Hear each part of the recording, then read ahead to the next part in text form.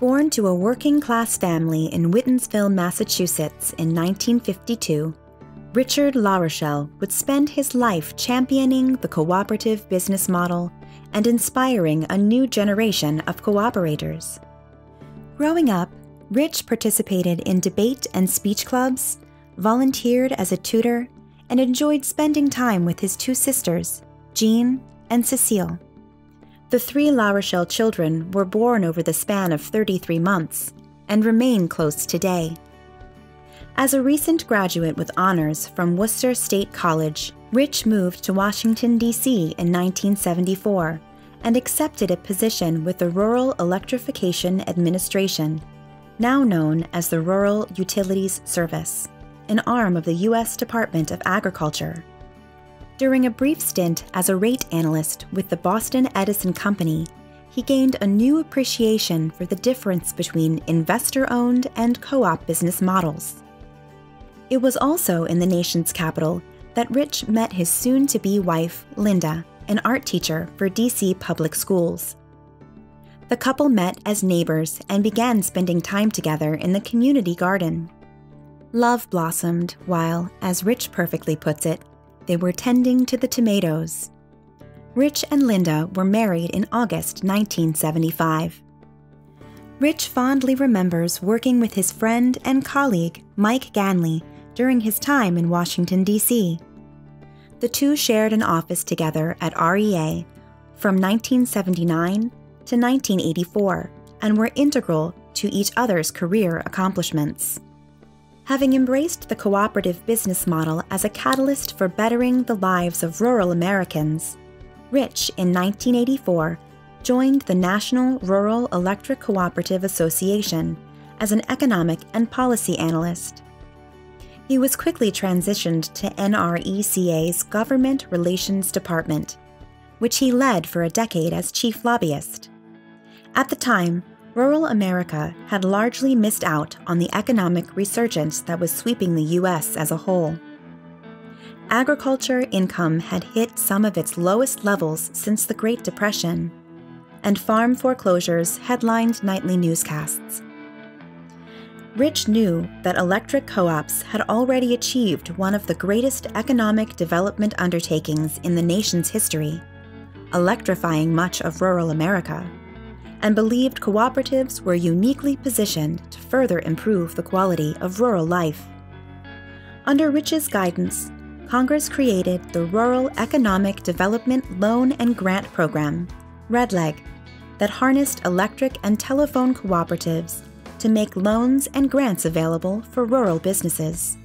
Since approval of the first applications in 1989, REDLEG has funneled more than $800 million to more than 1,600 projects nationwide, generating or preserving close to 67,000 jobs.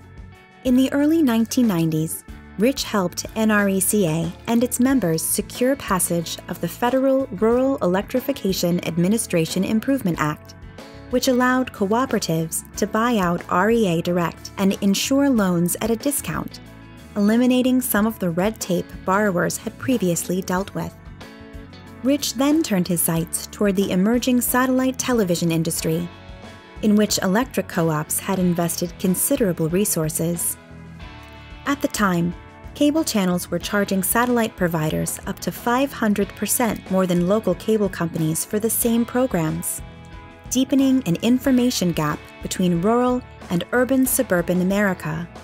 When President George H.W. Bush vetoed Congress's Cable Television Consumer Protection and Competition Act in 1992, Rich steered advocacy efforts to successfully override the veto, believing that access to satellite television had the same potential to transform rural America that power lines did in the 1930s and 40s. Rich's commitment laid the groundwork for efforts today to expand broadband access to rural communities nationwide, helping bridge the rural-urban digital divide. In 1996, Rich joined the National Rural Utilities Cooperative Finance Corporation, CFC, as Director of Corporate Relations. 2 years later, he became CFC Senior Vice President of Corporate Relations, where he helped electric co-ops emerge from the deregulation era stronger than ever.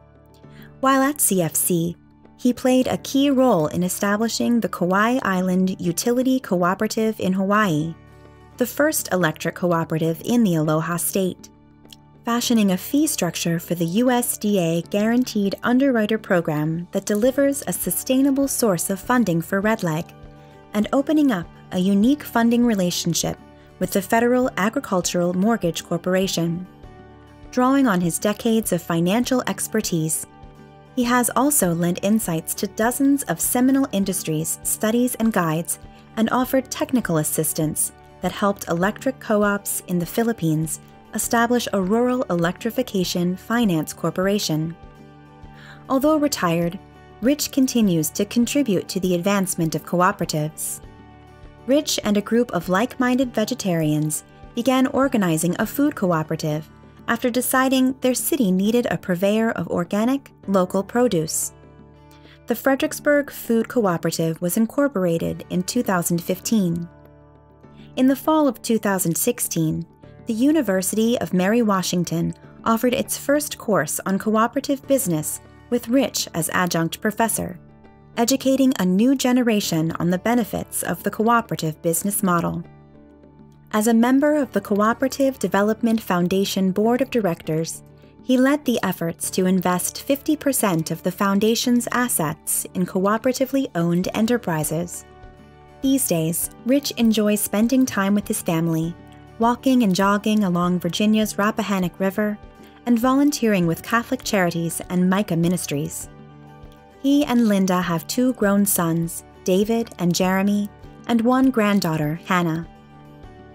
For his integrity and commitment, for harnessing the electric cooperatives network to empower rural America, and for inspiring a new generation of co-op champions.